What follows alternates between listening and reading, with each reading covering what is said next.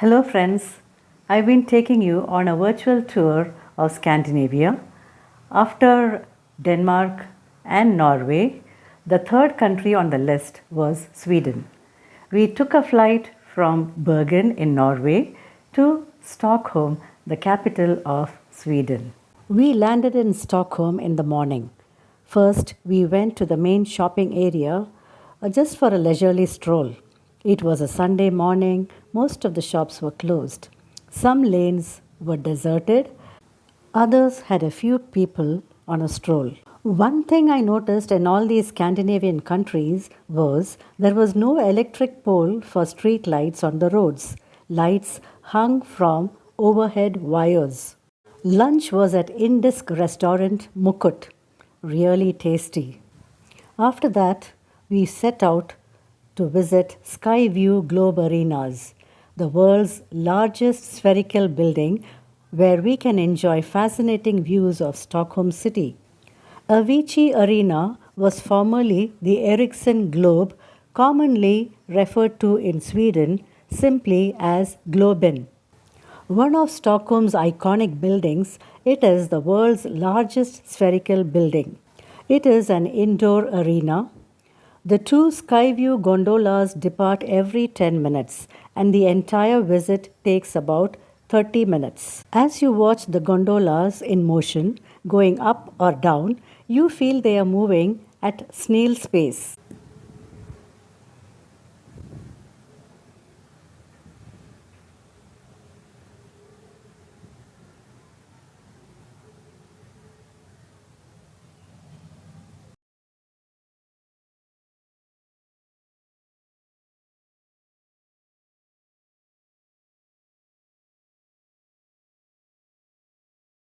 The ones taking a ride in the sphere enjoy the panoramic views of Stockholm city, a 360-degree view.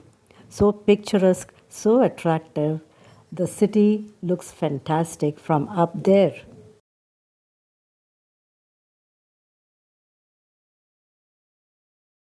That was a totally wonderful experience, which we really enjoyed. We were all very excited to visit Ice Bar in the evening. The world's original ice bar by Ice Hotel in Stockholm is the world's first permanent ice bar built in 2002. Each spring around March, Ice Hotel harvests ice from the frozen river Torn and stores in a huge hall with room for 100,000 tons of ice and 30,000 tons of snow. Every year in April, the interior and design is renewed with the fresh ice, and skillful ice sculptors work on it. The entire hotel is made out of snow and ice blocks, and even the glasses in the bar are made of ice. The bar has a constant temperature of minus 5 degrees Celsius and room for up to 60 people. The entry fee includes a complimentary drink and 45 minutes visit. Children are served a colorful non-alcoholic drink. Entry fee with a complimentary non-alcoholic drink is around 1,300 Indian rupees or around 16 US dollars. Entry fee with a complimentary alcoholic drink costs around 1,600 Indian rupees or around 20 US dollars. You can go for a refill in the same glass alcoholic drinks for around 670 Indian rupees and non-alcoholic drink for around 230 Indian rupees.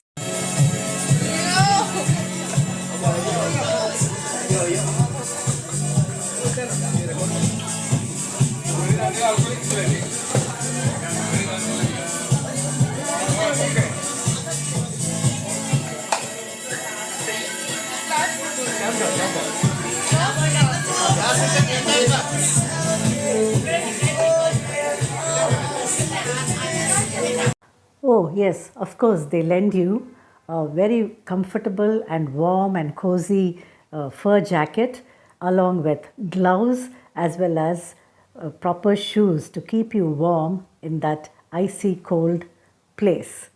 Of course, you would love to spend only 30 to 40 minutes because it is so freezing cold out there. And of course, you would never want to miss such a unique experience, once in a lifetime opportunity.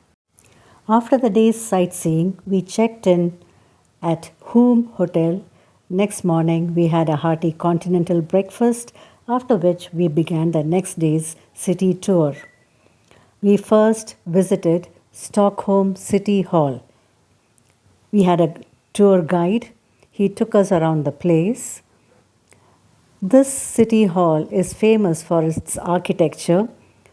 The gardens are beautiful with wonderful views.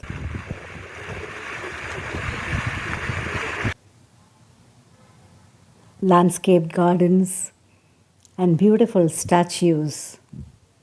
Soon we went in. There are large grand ceremonial halls, and this is the location of the Nobel Prize banquet too. The Nobel Prize winners come down the stairs looking at the star for proper guidance and come and collect their prizes. Standing there, we too felt as if we were Nobel laureates come to collect our prizes. All Nobel Prizes except the Nobel Peace Prize are presented in Stockholm.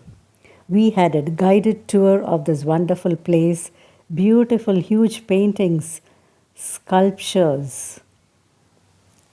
So attractive, fascinating. We took another longing look at everything before we exited from the place. Wonderful place. Our next halt was at Royal Palace, Stockholm. This is one of Europe's largest and most dynamic palaces. Most of the palace is open to the public all year round. A ticket per adult, entry ticket, costs around 170 to 190 Swedish kronas, which works out to be roughly 1,300 to 1,500 Indian rupees. Ticket for children is almost half the price. The medieval Tre Krona castle was built in the 13th century, but it was destroyed in a fire in May 1697. This palace was constructed at the same place. Though its construction started in 1697 itself, it was delayed due to the Great Northern War. It was fully completed only in 1770s. No major conversions since then, only adjustments, new interiors, modernization, and decoration over the years. As of 2009, the interior of the palace has 1,430 rooms, of which 660 have windows. Wonderful. The huge pillar hall, the drawing room, the cabinet meeting room, and the galleries. Glitz and glamour, magnificence, opulence. It was an awesome experience as we leisurely strolled around, admiring every artifact, be it wall-sized paintings, impressive sculptures, glittering chandeliers, whatnot.